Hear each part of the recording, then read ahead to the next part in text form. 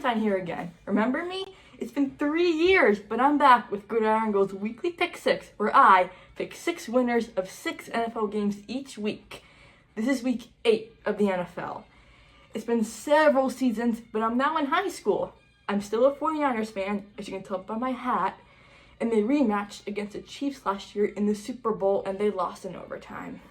Now, it's a new season, and I'm hoping for them to try and win it this year, although their handful of injuries is making it unlikely.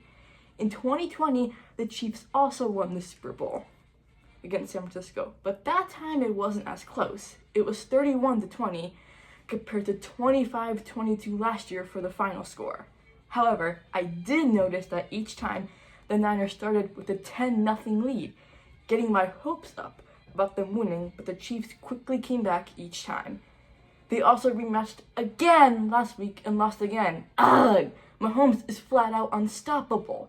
Anyways, it feels so good to be back, and I'll be bringing back my guest stars from my past videos. My dog Teddy.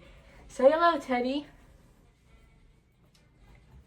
The Magic 8 Ball and the Coin Flip of Fate, which only picks one of the games.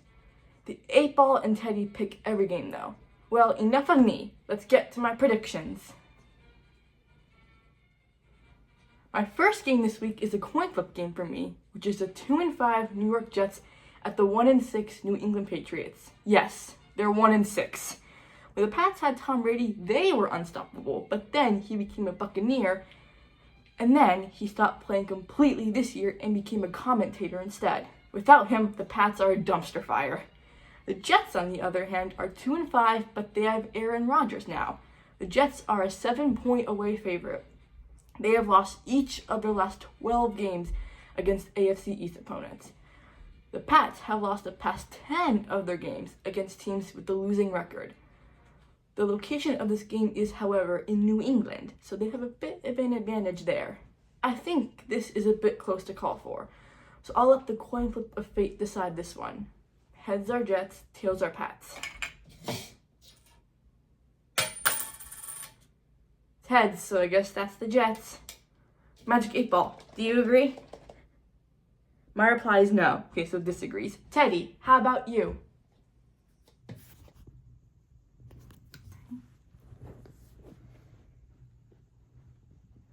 You picked the Patriots.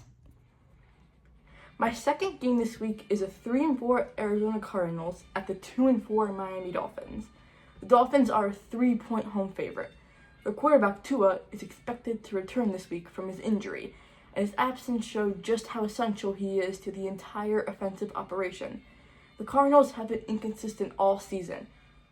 While Miami probably isn't as bad as the record suggests due to the quarterback being injured for most of the season, still, due to Tua's return, I think the Dolphins will pull this one off.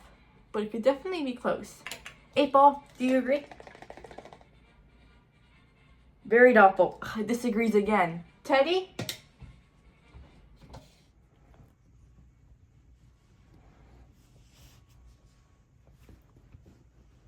He picked the Cardinals. My third game this week is a 4-3 Indianapolis Colts at the 5-2 Houston Texans. Houston is currently a 6-point home favorite. The Texans are 10th in passing yards per game, and in their first game against Indy, they were able to score 29 points. Running back Joe Mixon for the Texans is one of only 3 running backs to average over 100 yards per game. When Houston struggles to throw the ball, Mixon is there to pick up the slack. The Texans have also won 3 out of their last 4 matchups against the Colts. Since Houston has been playing really strong lately, I'm picking them, but this could also be a close one since Indy's on a winning streak too. 8 Ball, what do you say? Yes, definitely. Finally, it agrees. Now it's on to Teddy. He picked the Texans. My fourth game this week is a 4-3 Atlanta Falcons at the 4-3 Tampa Bay Bucks. Atlanta is a 2-point away favorite. Like I stated earlier, Tom Brady, the GOAT, is no longer playing for them. He's now a commentator. Tampa Bay suffered some injuries from major defensive players, some of which could be out for the rest of the season, and it's only week 8 of 18. They played the Ravens on Monday night and lost 41-31. which is actually a fairly high-scoring game, and a sign they could still potentially be a strong team some weeks. Last week, the Falcons lost by 20 points, which means this week they'll strive to make the best effort in winning as they can. These two teams played in Week 5 on Thursday, October 3rd, 2024, and Atlanta walked away with the win in overtime, with the final score of 36-30. Since Tampa has many injured players and the Falcons' great performance they showed in Week 5 against them, I'm predicting the Falcons will win. I don't have to mention betting against Tom Brady anymore, as he isn't there anymore. 8-Ball, what is your opinion? Ask again later. 8-Ball, what is your opinion? Concentrate and ask again. 8-Ball, what is your opinion?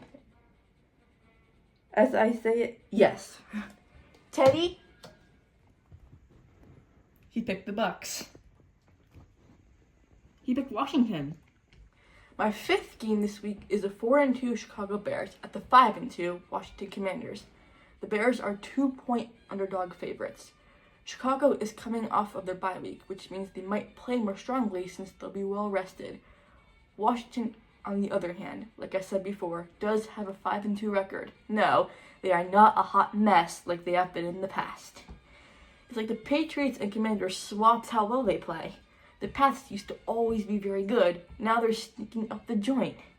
Washington used to always be a dumpster fire, but are now all of a sudden playing really well. However, they are without their quarterback, Jaden Daniels. Everyone knows that a team with the quarterback out automatically has a lower chance of winning. The Bears have a really strong defense and a strong quarterback, Caleb Williams. Because Washington is without their quarterback and the Bears' defense is really strong, I'm picking them, but there's always a chance it could be close. 8-Ball, express your opinion. My reply is no. It disagrees. Teddy, your turn. My sixth and last game this week is the 3-3 Dallas Cowboys at the 3-4 San Francisco 49ers.